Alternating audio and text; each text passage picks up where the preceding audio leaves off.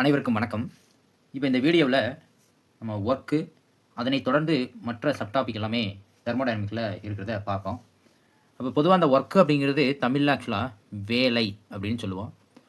இந்த வேலை அப்படின்னு சொல்லக்கூடிய இந்த ஒர்க்கை தெர்மோடைனமிக் சிம்பலில் டபிள்யூ அப்படின்னு குறிப்பிடுவோம்.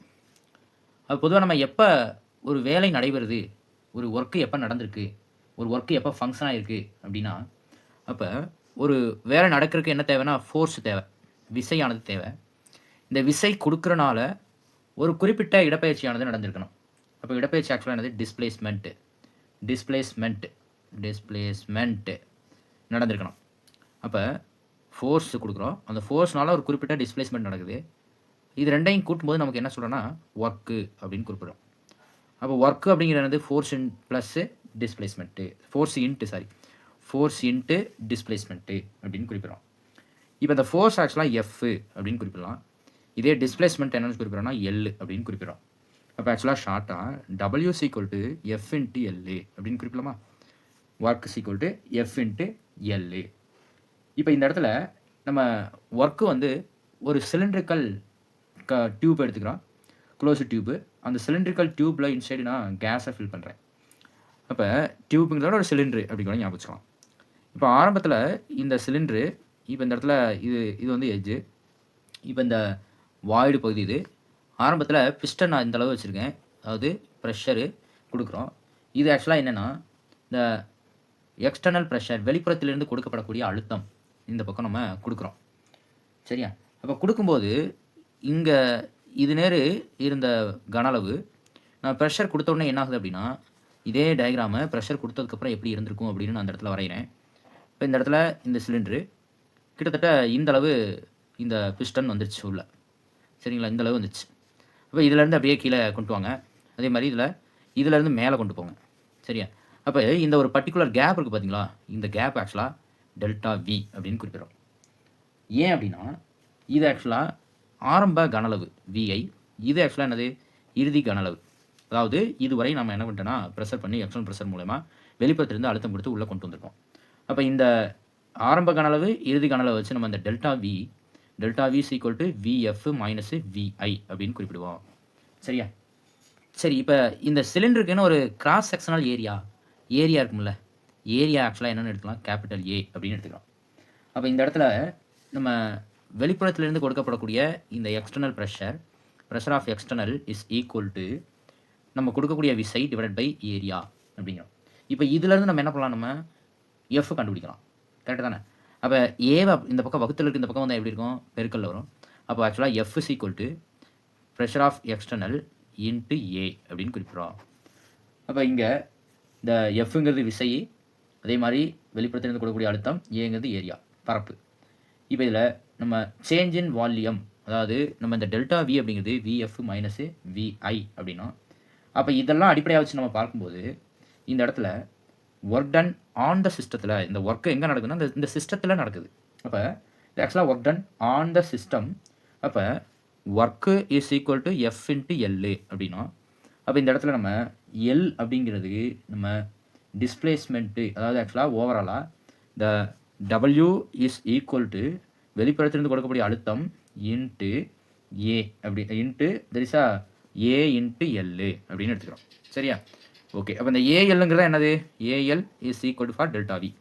அப்போ ஆட்டோமேட்டிக்காக W = pressure of external into delta V அப்படின்னு எடுத்துக்கலாமா? இப்போ இது ஆக்சுவலாக எங்கிறது work done on the system, work done on the system. சரியா? அப்போ ஆக்சுவலாக இந்த இடத்துல பாசிட்டிவ் சைன் இருக்குது. இப்போ இன்கேஸ் சப்போஸ் இப்போ work done by the system அப்படின்னு எடுத்து அப்படின்னா, இப்போ work done by the system அப்படின்னா ஆக்சுவலாக பை த சிஸ்டம். சரியா? By the system. அப்போ இந்த ஆண்டை எப்படி வந்திருக்குன்னா W is equal to minus pressure of external into delta V அப்படின்னு எடுத்துக்கலாமா? ஓகே. இப்போ இப்படி எழுதிக்கலாம். இப்போ எப்பொழுது ஒர்க்கு வந்து நெகட்டிவாக இருக்கும், எப்போ பாசிட்டிவாக இருக்கும், அதெல்லாம் எதை டிபெண்ட் பண்ணி சொல்லலாம்னா இந்த டெல்டா வியில் இருக்கக்கூடிய V of final minus V of initial, ஆரம்ப கனளவு அல்லது இறுதி கனளவு, இதை அடிப்படையாக வச்சு நம்ம சொல்லலாம். சரி தானே? இப்போ இந்த இடத்துல வி ஆஃப் எஃப் எஸ் கிரேட்டராக இருக்குன்னு வச்சுக்கோங்க, final is greater than VI அப்படின்னா டெல்டா வி எப்படி வந்திருக்கணும், it's positive. Delta we positive அப்படின்னா பாசிட்டிவ் இன்ட்டு நெகட்டிவ் என்ன வந்திருக்கும் நெகட்டிவ். அப்போ ஆக்சுவலாக ஒர்க் எப்படி வந்திருக்கும் நெகட்டிவ் அப்படின்னு வருமா. சப்போஸ் இந்த இடத்துல delta V is equal to V of F minus V of ஐயில் VI is greater than VF அப்படின்னு வருதுன்னு வச்சுக்கோங்க. சரியா, அப்படின்னு வந்துச்சுன்னா நமக்கு டெல்டா வி எப்படி வந்திருக்கும் delta V is equal to negative அப்படின்னு வரும். அப்போ இங்கே நெகட்டிவ் இன்ட்டு நெகட்டிவ் என்னது பாசிட்டிவ். அப்போ ஒர்க் என்ன வந்திருக்கும் work is equal to positive அப்படின்னு வரும். சரியா, இந்த ரிலேஷன்லாம் நமக்கு அடிப்படையாக தெரிஞ்சுக்க வேணும். இப்போ ஒரு விஷயம் எப்போ வி இனிஷியல் கிரேட்டராகவும் வி எஃப் கம்மியாகவும் இருக்கும் அப்படின்னா நம்ம இங்கே ஒர்க்கு வந்து கம்ப்ரெஷன் பண்ணோம் அப்படின்னா கம்ப்ரெஷன் ஒர்க்கு அப்படிங்கும்போது விஐ வந்து கிரேட்டராக இருக்கும். எப்போ விஎஃப் கிரேட்டர் தென் விஐயாக இருக்கும் அப்படின்னா எக்ஸ்பேன்ஷன் ஆகும்போது எக்ஸ்பேன்ஷன். சரியா, எக்ஸ்பேன்ஷன் ஒர்க் நடக்கும்போது VF is greater than VI அப்படிங்கிறது வரும். தெர்மோடைனமிக் ஃபர்ஸ்ட் லா, அதாவது இந்த வெப்ப இயக்கவியனுடைய முதல் விதி அப்படின்னு எடுத்துகிட்டோம் அப்படின்னா ஃபஸ்ட்டு ஆக்சுவலாக ராபர்ட் மேயர் அப்படிங்கிறவர், ராபர்ட் மேயர் அண்டு ஹெல்மோட்ஸ் ஓகே, ஹெல்மோட்ஸ் அப்படிங்கக்கூடிய இந்த ரெண்டு சயின்டிஸ்ட் தான் லா ஆஃப் கன்சர்வேஷன் அப்படிங்கக்கூடிய விதியிலிருந்து ப்ரப்போஸ் பண்ணுறாங்க. பொதுவாக இவங்க என்ன சொல்கிறாங்கன்னா இந்த அண்டத்தினுடைய ஆற்றல், இந்த யூனிவர்ஸுடைய ஆற்றல் எனர்ஜி ஆல்வேஸ் கான்ஸ்டன்ட்டு. அதாவது எனர்ஜி ஆற்றல் ஆக்சுவலாக என்னது தெர் இஸ் அ கான்ஸ்டன்ட்டு அப்படிங்கிறாங்க. எதனுடைய எனர்ஜி தெர் இஸ் அ யூனிவர்ஸினுடைய எனர்ஜி அல்லது அண்டத்தினுடைய energy always is a constant அப்படின்னு குறிப்பிட்றான். அண்டத்தினுடைய எனர்ஜி இஸ் கான்ஸ்டன்ட்டு. அப்போ இதுலேருந்து நமக்கு என்ன தெரியுது, ஒரு ஆற்றலை நம்மளால் ஆக்கவோ அழிக்கவோ முடியாது. ஆனால் ஒரு வகையான ஆற்றலை இன்னொரு வகையான ஆற்றலாக மாற்றலாம். கரெக்டு தானே. இப்போ ஃபார் எக்ஸாம்பிள் அயன் பாக்ஸ் இருக்குது, நம்ம அதில் எலக்ட்ரிக்கல் எனர்ஜியை தெர்மல் எனர்ஜியாக கன்வெர்ட் பண்ணுறோம். இப்போ இதே மாதிரி மின் விசிறி இருக்குது, அங்கே எலக்ட்ரிக்கல் எனர்ஜியை இயக்க ஆற்றலாக மாற்றுறோம். இதே பல்ப் இருக்குது, அங்கே எலக்ட்ரிக்கல் எனர்ஜியை லைட் எனர்ஜியாக மாற்றுறோம். அப்போ ஒரு எனர்ஜியை இன்னொரு எனர்ஜியாக கன்வெர்ட் பண்ண முடியுமே தவிர அழிக்கவோ ஆக்கவோ முடியாது. சரிங்க சார், இது தியரிட்டிக்கல் பார்ட்டு. இப்போ நம்ம மேத்தமெட்டிக்கலாக என்ன பண்ணலாம் அப்படின்னா mathematical formula delta U equal to Q plus W. இந்த ஃபார்முலா ஆல்ரெடி நம்ம ஷார்ட் வீடியோவிலே சொல்லியிருக்கோம்.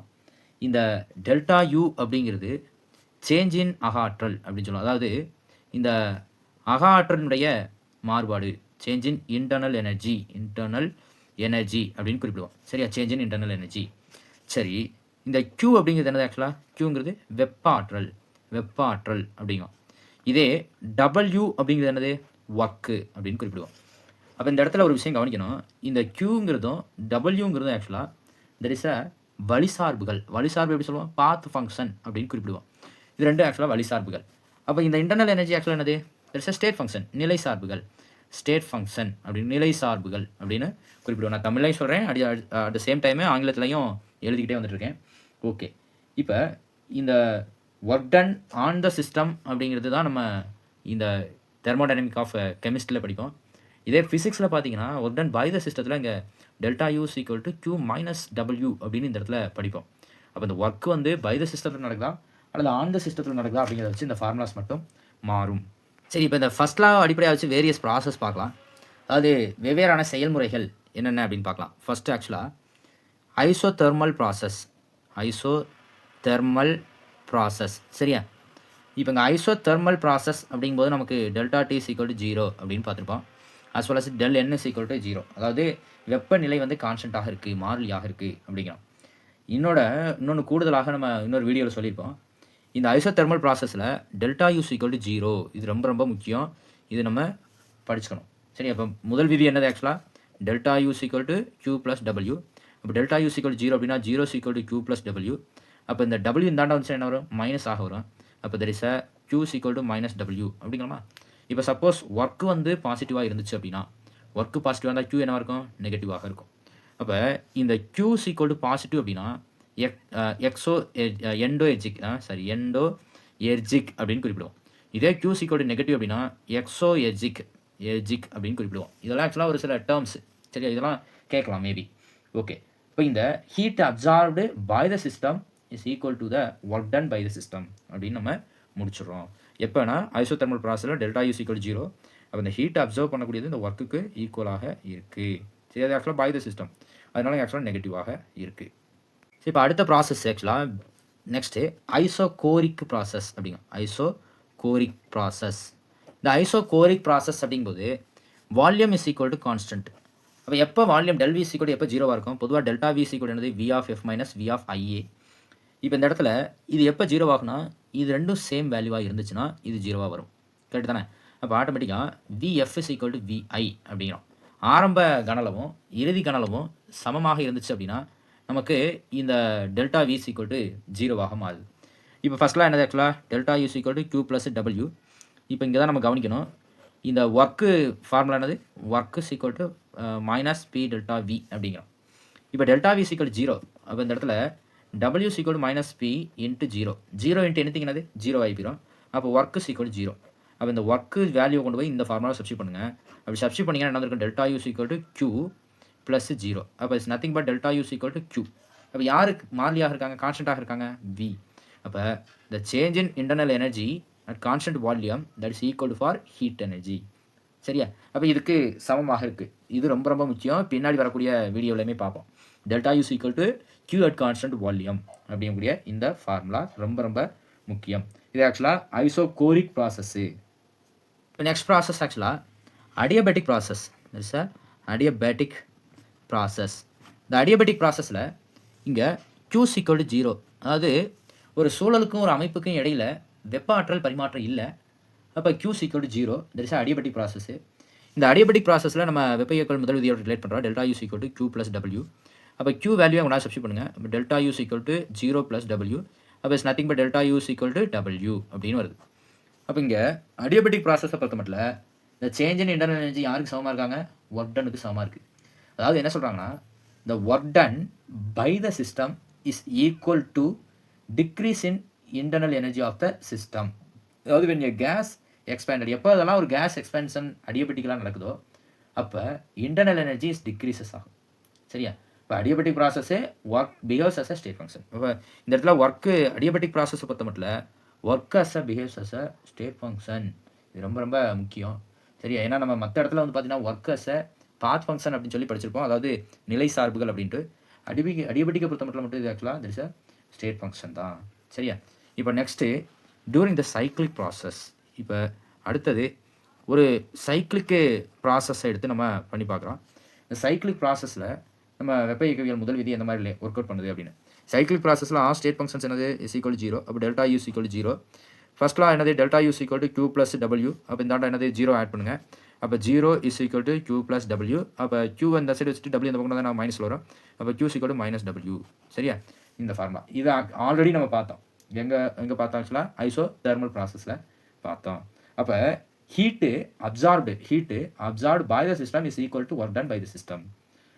அல்லது heat evolved by the system is equal to work done on the system அப்படின்னு நம்ம கன்க்ளூஷன் பண்ணிடலாம். சரியா?